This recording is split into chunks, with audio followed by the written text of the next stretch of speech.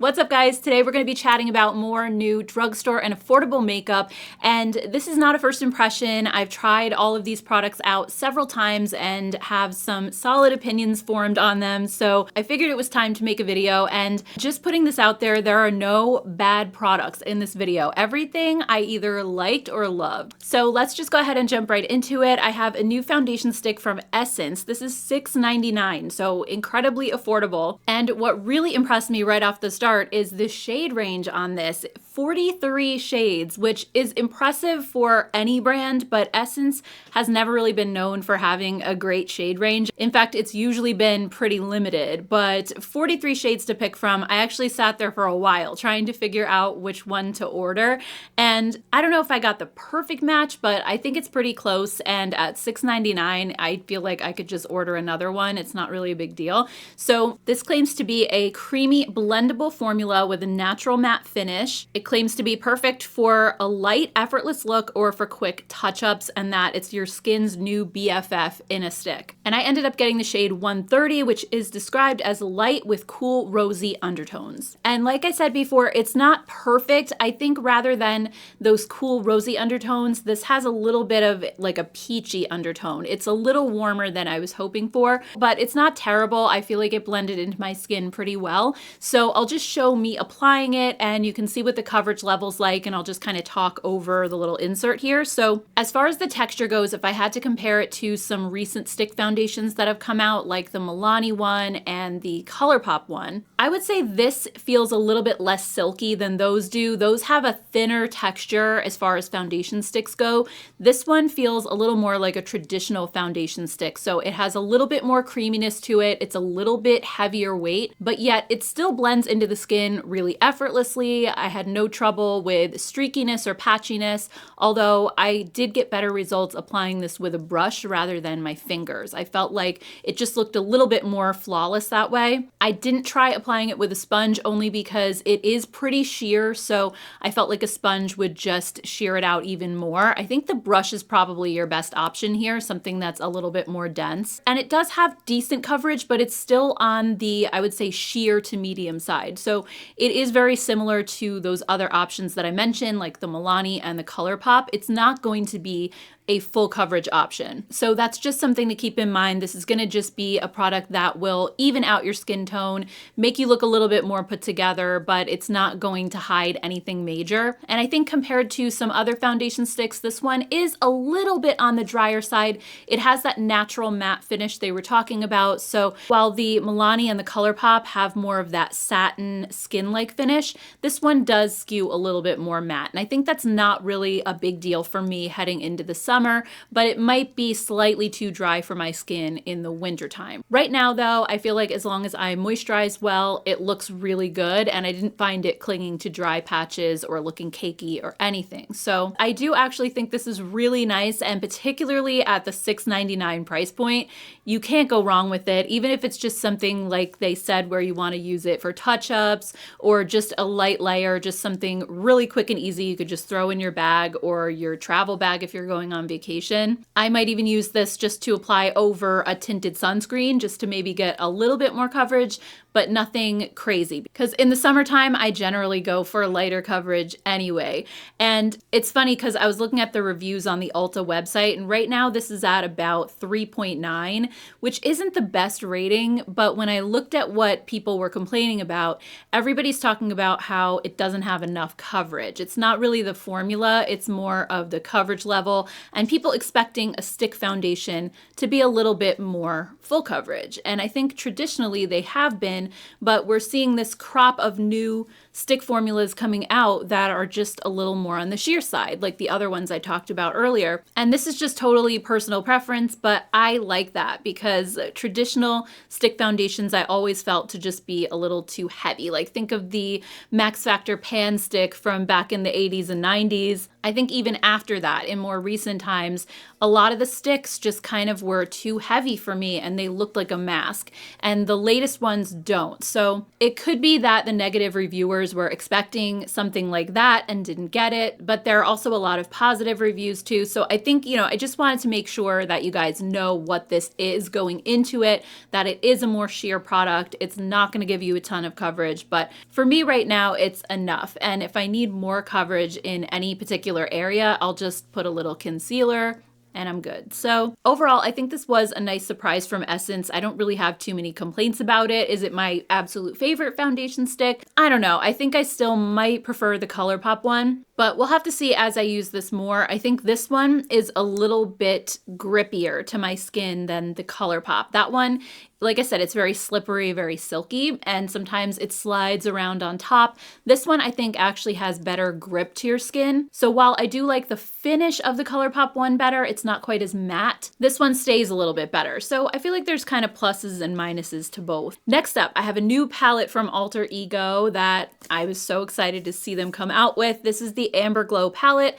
and this is a dupe for the Natasha Denona Golden palette. So it's pretty warm toned overall, and I personally loved the Golden palette when it came out. So seeing a dupe for it is great because I think as a fair skinned person, this color story stays on the lighter side, and a lot of warm tone palettes can be a little bit heavier and lean into those like oranges and rusty colors, and this one is just a little bit lighter and more subtle. So I find that I pretty much use every single shade in this palette. There's nothing that I would shy away from or that's too deep or smoky. So it's one of those perfect everyday palettes, especially if you have a lighter skin tone. But keep in mind, everything in here is warm. So if you like a cool toned look, if you don't use warm eyeshadows, you're not gonna like this one. Every look that I've made with this so far has come out a little bit on the warmer side. I'm actually wearing it in the video today. I have this shade Honey in the middle on my lid, which is kind of like a golden green. It's a really interesting shade. I think it's gorgeous, but let me just quickly show you a comparison between this one and the Natasha Denona Golden palette. So that one is $69. This Alter Ego version is $24. Plus I have the coupon code Gen10 that'll save you 10%. And Alter Ego claims that this has 15 effortlessly wearable shades that embody the rich earthy charm of a sunlit field. And it has shimmering golds and warm neutrals to deep harvest inspired browns. And swatching it next to the Natasha Denona palette, I couldn't tell a difference. Once in a while, I think their shades might be slightly off. In this case, I think they pretty much nailed it. And I also think they got the finishes just right. Any shade that was more metallic, they leaned into that. If it had glitter, they added the glitter to it. The cream shadows in the Natasha palette are cream shadows in the Alter Ego. So they really, I think, did a great job matching things up. So I just want to quickly show me doing a look with the two palettes so you can see them in action. First, I picked up the shade Velvet from the Alter Ego palette, which is a soft, light, warm brown. And when I applied this, it was actually more pigmented than I was expecting it to be. I think sometimes Alter Ego shades can have a little bit less pigment than Natasha Denona. And I think this one still does, but it really was impressive when I put this on, yet it was still blendable. And I think that's what I love about the Alter Ego shades the most, is that they're not so pigmented that you feel like you're blending forever. And sometimes with Natasha Denona, it can be that way for me. So on the other side, I used the shade Flesh from Natasha Denona. And this one, yes, was maybe just the slightest bit more pigmented, but I did have to work hard to really blend this out to get it to look as smooth as the other side. And this could totally be just a personal preference thing, but I tend to prefer shadows that are a little bit less pigmented and easier to blend because I can always build them up if I need to, but I'm not like a makeup artist or super skilled at blending. So anything that helps is much appreciated. So next I used the shade Copper from the Alter Ego palette, and this is a warm brown shimmer. It's not glittery. I think this one has more of a subtle sheen. So I just dabbed this on the outer corner with my finger just to add a little bit of depth. And then I went ahead and blended it with a brush. And this also blended out beautifully. Then on the Natasha side, I used the shade Varus, which is the same shade. Honestly, it applied mostly the same. Again, might have just had the slightest bit more pigment, but I was still able to get both of my eyes to look the same at the end of the day. So far everything was just spot on. Next, to add a little more definition to the outer corner, I picked up a little bit of the shade Cocoa from the Alter Ego palette. This is a really deep, dark chocolate brown matte, and I applied this with my Rephr number 15 mini brush, just keeping it at the outer corner to add a little bit of lift and a little tiny bit more depth. And then on the Natasha Denona side, I used the shade Log. Again, I thought these were pretty close pigmentation-wise, but I found that the Natasha side maybe got a little bit patchy with this deeper shade when I was trying to blend, and I really didn't find that on the Alter Ego side, even though that one was slightly less pigmented. Then I picked up my NYX Glitter Primer, and I applied this from the inner corner of my eye to about the middle of my lid. I avoided the outer corner because I'd want to leave those shadows alone. So I just dabbed this on, and then I picked up the shade Rich in the Alter Ego palette. This one has more of that glittery finish, but it also has a lot of pigment behind it. So it's not just a topper. This one really packs a punch. It looks super, super shiny on my lid, especially on top of that glitter primer. It really brings it to life. And it also had virtually no fallout, which I think is pretty awesome for a glitter shade because most of them do. Then on the Natasha Denona side, I picked up the shade Nubia, and this one I found was actually a little harder to pick up. I had to keep going back into the pan a few times, as you'll see here, just to get the right amount of product on my eyes so that the two would match. And I don't remember it being like that initially, but it seems to have gotten some hard pan over time. This is the shade that I use the most in the Natasha palette, so it was a little more of a struggle, but the same thing could happen to the Alter Ego one over time as well, who knows? And I think at the end of the day, both shadows looked beautiful. It's just that the Natasha Denona one might have had slightly more glitter in it, while the Alter Ego side was a little more shiny and metallic. But at the end of the day, it still did have the glitter, and I feel like it gave pretty much the same effect. So overall, looking at the two sides, it really is hard to tell the difference. And honestly, I love that you can get the same exact looks out of the Alter Ego palette for a lot less money. I also don't notice the Alter Ego shadows fading any faster than the Natasha Denona ones. Again, I do use primer under my eyeshadows no matter what. I always start with the MAC paint pot underneath, and then I use the glitter primer for my lid. So I think that helps, obviously, but I never really see a difference in wear time between the Alter Ego and the Natasha Denona. So overall, I would highly recommend picking this one up if you love this color story and you don't have the Natasha Denona one. It's really perfect for this time of year. I love all of those golden, coppery shades and the warm tones. Just beautiful. So if you're planning to pick this up, don't forget to use my code. You'll save a little bit of money there. Next up, I have a new powder from L'Oreal. This is called the Infallible Blurring. This is $15.99. It comes in 4 shades. I ended up getting the light pink option, and it claims to be a lightweight, loose setting powder that sets your makeup while blurring and brightening. It also is transfer resistant, flashback resistant, talc-free, and gives up to 24-hour wear. It's supposed to blur the appearance of fine lines and pores while locking in makeup, and the pink tinted shades are just supposed to help brighten and color correct. So that's the one that I ended up getting, the brightening light pink. And you guys, this powder, oh my gosh, it's so good. And I say that as someone who really doesn't like powder at all. I have really dry skin, so powders in general are something that I stay away from, but I absolutely love this. I've been using it every day. It's been really hot and humid here, and I find my skin getting a little bit dewy at times, and when I wear this, it mattifies everything, but without looking cakey, without looking dry. It's invisible, but at the same time, it completely blurs my pores, makes everything look so smooth. I know it's kind of hard to tell on camera. You might be able to notice a little bit of mattifying going on, but in the mirror, my pores look so much smaller on the side with the powder, and it was almost like applying a blurring filter in real time. It just looked so good. And I know there are plenty of powders that do that, but a lot of them can also just leave your skin looking really dry, and I love that this doesn't do that. It just looks amazing. I'm looking at my skin right now. I actually put it all over my face today,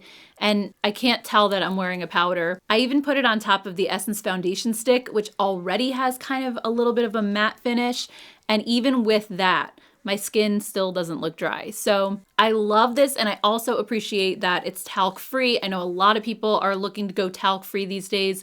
It's hard to find those options, especially when it comes to powder products. So I love what L'Oreal did here, and it's funny that I'm even this excited about a powder. I wouldn't have thought that would have been one of my favorite products in this video, but here we are. So honestly, I think it's just a good feeling when you try something you didn't expect to like, but then you do end up liking it, and also just something that is hard for you to find. Like, it's so hard for me to find a powder that's good, that looks decent on my skin. So when you find something that works, it's always a good thing. Anyway, let's move on to some new Colourpop products. So they actually came out with these new lip scrubs and lip masks in their Fresh Kiss line.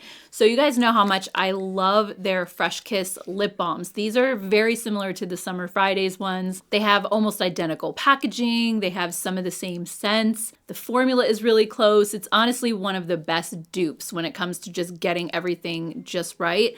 So when I saw these, I originally thought they might be dupes for the Laneige lip masks because they look similar as far as the packaging goes. They're actually not. So they released some lip masks that come with a coordinating scrub. Not all of them do. So the flavors that have a matching scrub are strawberry milk, which smells exactly like it sounds, so good. Then we have vanilla cake. This is another one of my favorites. And then the chocolate milkshake, which I have to say is my favorite because I am a chocolate fanatic. So this one is just so delicious. And then there are also just some lip masks that don't come with a separate scrub. So we have jelly donut, orange vanilla, and pistachio gelato. The pistachio one is definitely my favorite out of these three. The jelly donut and orange vanilla smell good too, but they're more fruity. I tend to love more of those gourmand scents, like the vanilla, the chocolate, the pistachio. So I think depending on what you like, there's something for everybody. But when it comes to the scrubs are really, really nice. They're a sugar-based scrub, and they have cupuaçu butter, shea butter, and vitamin E. And they're just one of those really creamy scrubs that doesn't fall all over the place when you're trying to massage it into your lips. It stays put. It just has that nice creamy texture with sugar grains that aren't too chunky. And it gives a nice gentle exfoliation. If you do happen to get some of it in your mouth, it actually tastes really sweet. So I loved the scrub. It made my lips feel really soft and smooth. And then I think the mask is my favorite. So again, here I'm using the chocolate milkshake duo. So the mask has raspberry seed oil, cloudberry seed oil, and shea butter. And unlike the Laneige masks, which again, the packaging looks similar, but these feel totally different. These are very glossy and pillowy and cushiony, whereas the Laneige ones, they feel like a traditional lip balm. They're a little bit firmer. These are very melty, almost to the point of being a little gooey. So you don't need a lot. I think a little bit goes a long way. But for me, these just feel more hydrating than the Laneige ones do. And I love the glossy finish. They just look so pretty and make your lips look really smooth. So these are such a fun new product. I'm really enjoying wearing them. I actually have the vanilla one on my nightstand right now because that one doesn't have any color to it. So it's the one that I wear to bed, and it just smells so good. And then another new fun product from Colourpop are these Hydrapop glossy lip stains.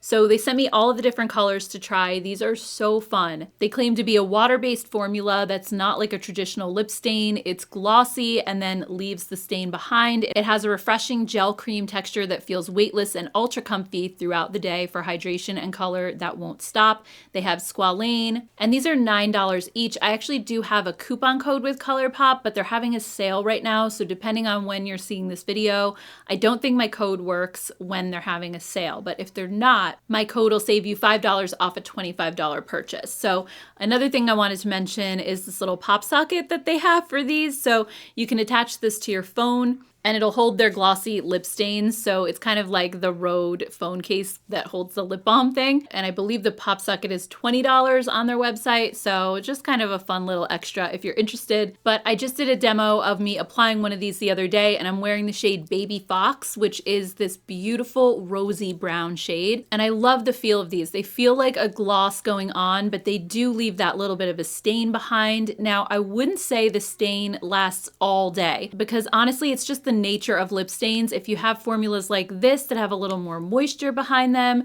they're not going to last as long as the really drying ones do. So just keep that in mind. I did get about 4 hours of wear out of this, even through eating and drinking. It held on pretty well, but this is also one of the lighter color options. Some of the deeper shades might actually last a little bit longer. And another thing that I love to do with these is actually use them on my cheeks as a cheek stain. They work beautifully for that. And again, I'll show you me applying Baby Fox to my cheeks. Even though these have that little bit of a glossy texture, when you go to blend them out on your skin, they don't feel overly sticky. Once they blend in, they kind of set down, and it lasts way longer on my cheeks even than it does on my lips. So that day when I applied this Baby Fox shade, my lips, like I said, lasted maybe like 4 hours or so, but the cheeks were still going when I went to bed at night, like 8 or 10 hours later. So I do think they're great for that. You might have to reapply them once or twice for your lips, but on your cheeks, they're gonna stay for the duration. In today's video, I'm actually wearing the shade 90s Babe on both my lips and my cheeks. I love this color, and honestly, who didn't love the 90s? They were like the best times ever.